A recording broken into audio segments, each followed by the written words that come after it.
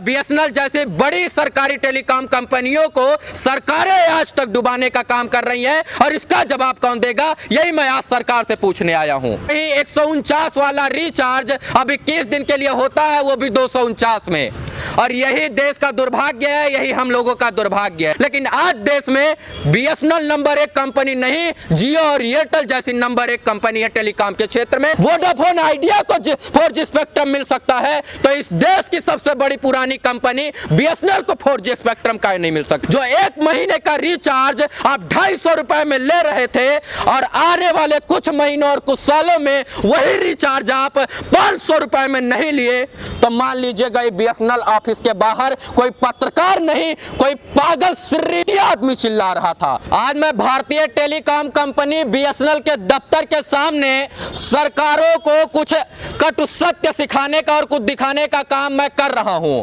कहीं ना कहीं देश का दुर्भाग्य है कि बीएसएनएल जैसी कंपनी आज देश में घाटे में चल रही है। इस देश में एयरटेल नंबर 1 पर, आइडिया नंबर 1 पर, वोडाफोन नंबर 1 पर, जियो नंबर 1 पर, और देश की सरकारी कंपनी बीएसएनएल आज कहीं ना कहीं दिन दुना रात चौगुना घाटे में जा रही है। इसका जवाब कौन देगा, यह सबसे बड़ा सवाल है। इस देश में ना महीना 31 दिन का और 30 दिन का होता है, लेकिन टेलीकॉम कंपनियों के हिसाब से महीना 28 दिन का, 21 दिन का और 24 दिन का होता है। और कहीं ना कहीं 149 वाला रिचार्ज अब 21 दिन के लिए होता है, वो भी 249 में, और यही देश का दुर्भाग्य है, यही हम लोगों का दुर्भाग्य है कि बीएसएनएल जैसे बड़ी सरकारी टेलीकॉम कंपनियों को सरकारें आज तक डुबाने का काम कर रही हैं, और इसका जवाब कौन देगा, यही मैं आज सरकार से पूछने आया हूं। इस देश में बीएसएनएल कभी नंबर 1 कंपनी हुआ करती थी, और आज नंबर 1 कंपनी जियो है, यह सबसे बड़ा सवाल है। और कभी ना कभी जब देश में टेलीकॉम का संचार का आविष्कार हुआ, तो बीएसएनएल को लेके आया गया और नंबर 1 कंपनी बनाया गया। लेकिन आज देश में बीएसएनएल नंबर 1 कंपनी नहीं, जियो और एयरटेल जैसी नंबर 1 कंपनी है टेलीकॉम के क्षेत्र में।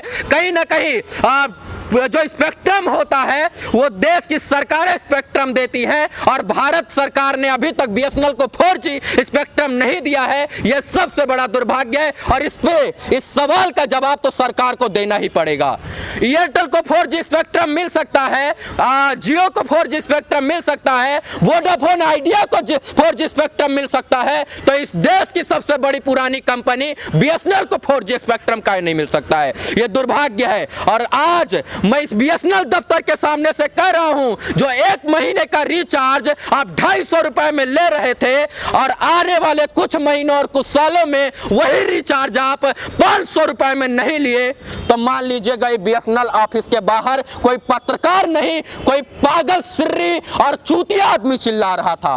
और ये सत्य है, ये कटु सत्य सबको स्वीकार करना पड़ेगा। पता है, जियो का और इसके बाद एयरटेल का, आइडिया का बड़ा बड़ा शोरूम खुला है इस देश में, और वहां पर बड़ा बड़ा सिम बेचा जाता है। लेकिन इस देश में भारतीय संस्था जो है बीएसएनएल टेलीकॉम के क्षेत्र में, उसका सिम ना कहाँ बेचा जाता है, फुटपाथ पे, वो भी फ्री में। और फ्री का सिम भी लोग लेने से नहीं कतराते हैं, फ्री का सिम भी लोग नहीं लेते हैं, कारण कि इस देश में 4G काम ही नहीं करता है बीएसएनएल का। कांग्रेस के शासनकाल में 2G का जो है घोटाला हुआ था, उसकी जांच की बात हो रही थी, तो कहीं ना कहीं 4G स्पेक्ट्रम बीएसएनएल को काहे नहीं दिया गया, इसकी जांच कौन करेगा, मोदी जी, यह सबसे बड़ा सवाल है।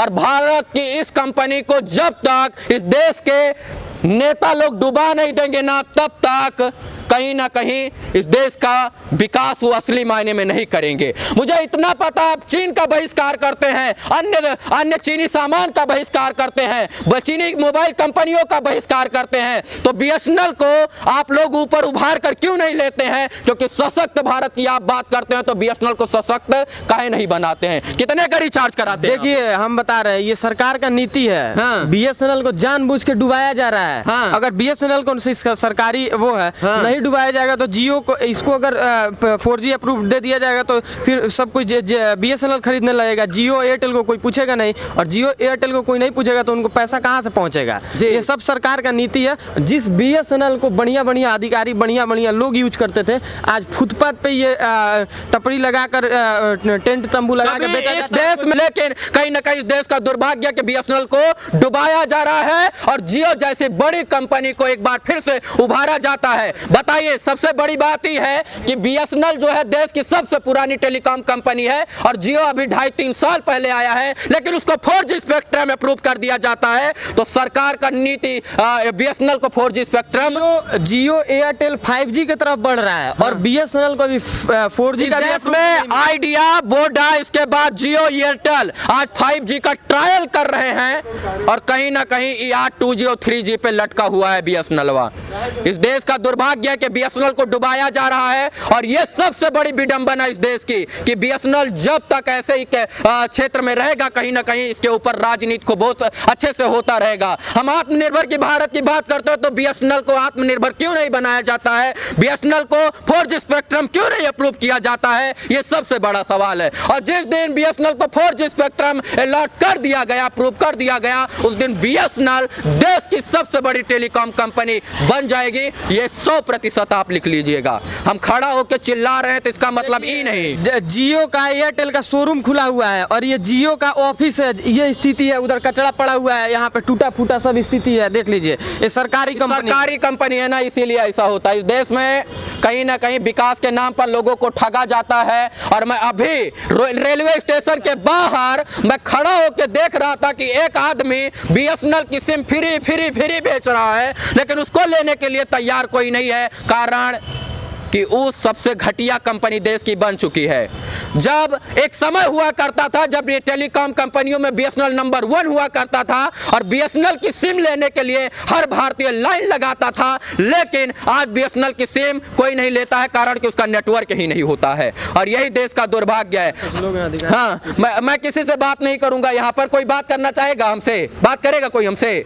नहीं करेंगे यहाँ पर, क्योंकि ये सब लोग कर्मचारी हैं। इसलिए मैं इतना ही कहूँगा कि इस देश को कि सरकारों को जागरूक होना पड़ेगा। और इतना बड़ा घोटाला है BSNL में, तो सरकार इसका ये जवाब कब देगी, ये सबसे बड़ा विषय है। कहीं ना कहीं BSNL को डुबाने के लिए दिन दूना रात चौगुना मेहनत की जा रही है और जब तक ये BSNL अब डूब नहीं जाएगा ना, तब तक सरकारें दिन दूना रात चौगुना तरक्की के साथ डुबाने का प्रयास करेंगी। यही कटु सत्य है और इसको भारत की सरकार को स्वीकारना पड़ेगा। जब 2G स्पेक्ट्रम घोटाले की बात होती है तो BSNL के घोटाले की बात कब होगी, इसकी जांच कौन करवाएगा, ये सबसे बड़ा विषय है। और सबसे बड़ा विषय ही है कि रिचार्ज कंपनियां जो है आज भारत में कभी 149 का रिचार्ज दिया करती थी 28 दिन का, आज वही रिचार्ज हुआ 28 दिन का 249 का हो गया है। कारण जानते हैं, क्योंकि BSNL को डुबाया जा रहा है। अगर BSNL को आत्मनिर्भर बना दिया जाता तो जो फर्जी कंपनियां, फर्जी नहीं कहूंगा, जो ये और कंपनियां हैं,